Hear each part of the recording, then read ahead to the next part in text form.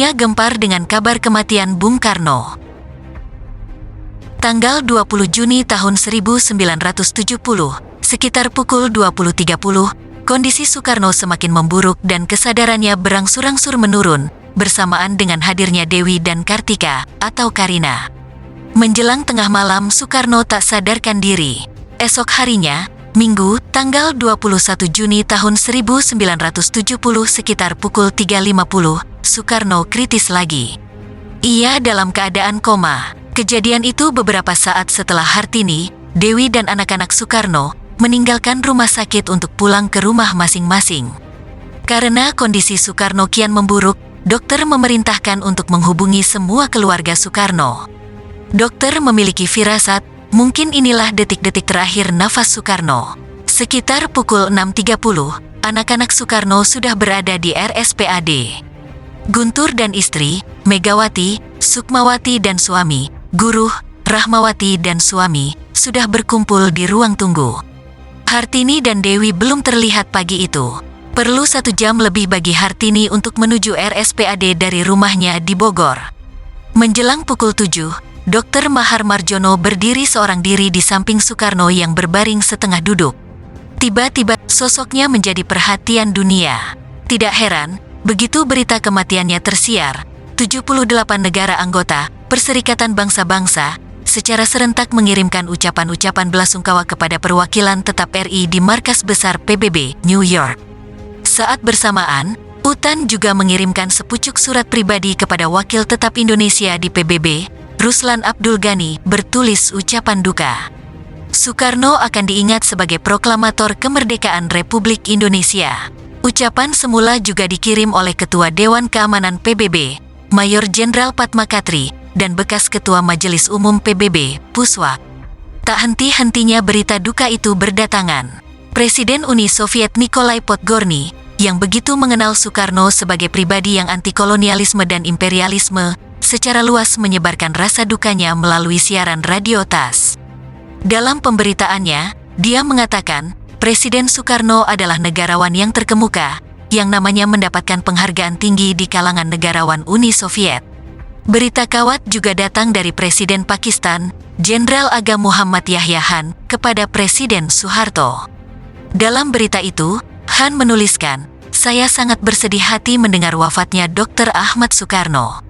Sebagian peranan yang telah dimainkannya, baik dalam tingkat nasional maupun internasional, rakyat Pakistan tidak akan melupakan sumbangan Dr. Soekarno terhadap pengertian dan persahabatan yang telah ada antara dua negara kita. Semoga Allah menerimanya dalam keadaan damai, amin.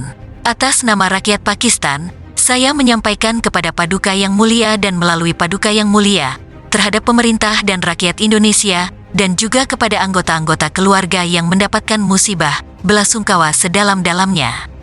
Tak ketinggalan, Presiden Boumediene, Aljazair, dalam berita kawat mengatakan, "Dengan sedih yang sedalam-dalamnya kami mendengar wafatnya Dr. Haji Ahmad Soekarno, yang berarti hilangnya tokoh yang penting yang telah menandai sejarah negaranya melalui perjuangan bagi rakyat Indonesia, serta semua perjuangannya bagi rakyat Indonesia serta bagi keadilan dan kebebasan dunia.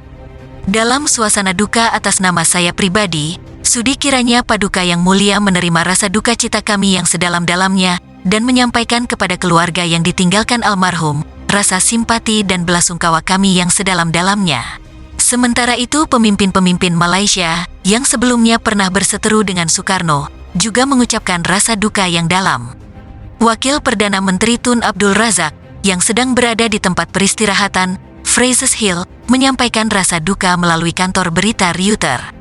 Sementara itu, Menteri Dalam Negeri Tun Dr. Ismail juga menyampaikan ucapan, "Kami semua menyesali wafatnya seorang pemimpin besar, apapun kesalahannya." Di hari yang sama, Indira Gandhi, Perdana Menteri India, juga mengirim berita duka berisi ucapan, "Perjuangannya melawan kolonialisme dan imperialisme dan untuk kemerdekaan adalah bagian dari sejarah." Sedangkan Ferdinand Marcos, Presiden Filipina, dalam pernyataan resmi mengatakan, Insinyur Soekarno adalah seorang pemimpin yang akan diperingati sebagai seseorang yang telah mendirikan Republik Indonesia. Dia telah mempersatukan Indonesia di dalam masanya yang sulit. Suatu peristiwa di waktu terakhir tidak mengurangi peranannya itu, Kami berduka cita karena wafatnya seorang pemimpin besar Asia.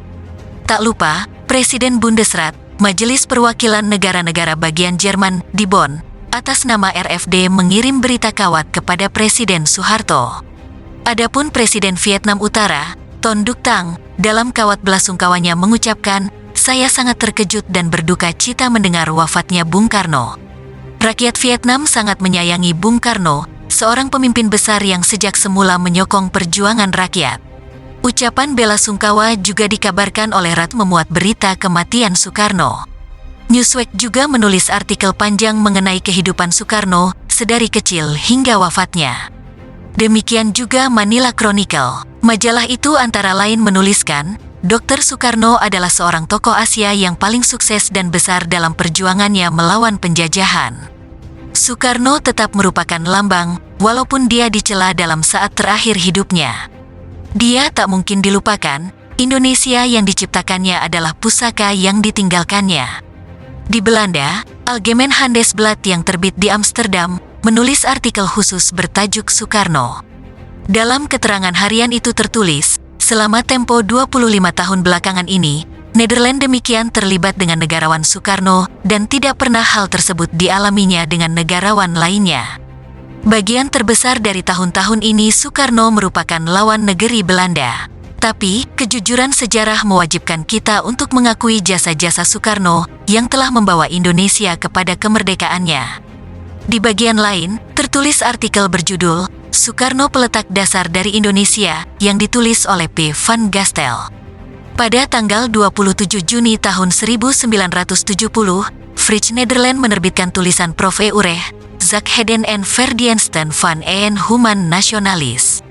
Di antaranya Utrecht mengatakan, dengan meninggalnya Soekarno, hilanglah untuk selama-selamanya tokoh yang sejak tahun 1950 sampai tahun 1966, merupakan tokoh politik yang paling berpengaruh di Asia Tenggara. Demikian juga di Hong Kong, berita kematian Soekarno membuat heboh harian South China Morning Post. Dalam tajuk rencananya menulis, orang yang memimpin Indonesia dari penjajahan tidak ada lagi. Tidak dapat disangsikan, bahwa wafatnya akan sangat disesalkan, apapun kesalahannya. Memang ia membuat beberapa kesalahan besar dan penting dalam babak terakhir jabatan politiknya, akan tetapi, hal ini niscaya tidak dapat mengurangi jasa-jasanya. Meskipun Indonesia terdiri dari ribuan pulau dengan penduduk yang mempunyai bahasa berbeda-beda, adalah jasanya, bahwa ia mempersatukan mereka dan merintis jalan untuk bangsa atau bahasa dan kesetiaan. Sedangkan harian Hong Kong Standard menulis tajuk rencana Presiden seumur hidup wafat. Di antaranya tertulis, apapun juga yang telah dikatakan tentang diri orangnya dan politiknya, ia adalah perintis kebangsaan Indonesia. Di Indonesia sendiri, hampir setiap surat kabar di berbagai daerah pada hari yang sama memberitakan kematian Soekarno. Harian kami misalnya menuliskan, kini beliau telah tiada.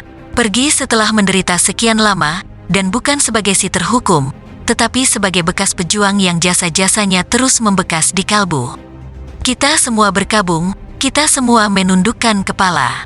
Kita semua dengan rela mengantarkan beliau ke tempat peristirahatan yang terakhir. Demikian pula Suluh Marhen menuliskan, beliau sekarang telah meninggalkan kita. Jika beliau wafat selagi masa jayanya, selagi beliau masih menjadi presiden seumur hidup, maka orang akan berkata, Bung Karno telah meninggal. Hidup Bung Karno, tetapi Bung Karno wafat dalam keadaan lain. Sekalipun demikian, untuk sebagian orang di atas masih berlaku, Bung Karno telah meninggal. Hidup Bung Karno, berkaitan dengan peranan Soekarno dalam sejarah Indonesia, harian Kompas menulis demikian. Insinyur Soekarno bersama Dr. Muhammad Hatta adalah proklamator kemerdekaan Indonesia. Peranan itu ia jalankan sebagai puncak perjuangannya sejak muda bersama pemimpin-pemimpin Indonesia lainnya. Menonjol pula peranan almarhum untuk menjadikan penduduk Indonesia dari aneka macam suku bangsa dan keyakinan, menjadi satu bangsa Indonesia.